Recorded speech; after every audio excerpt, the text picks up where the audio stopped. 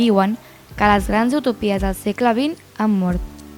Aquells grans projectes polítics, les ideologies, els models econòmics que ens havien de portar cap a la prosperitat, els acords mundials per la pau i el medi ambient.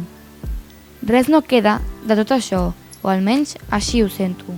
I jo, nosaltres, els joves, veiem com totes aquestes promeses dels líders que ens fan arribar des de les grans cimeres polítiques que veiem a la televisió tan sols ens deixa una herència de paraules buides i un horitzó d'incerteses.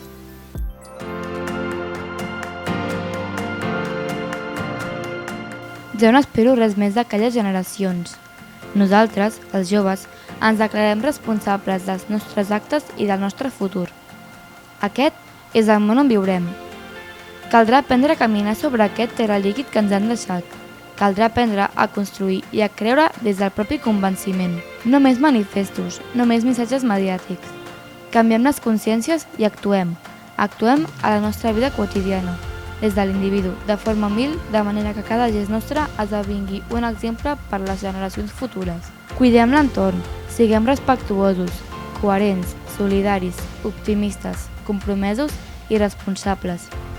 Transformem el món des de la senzillesa de les nostres vides.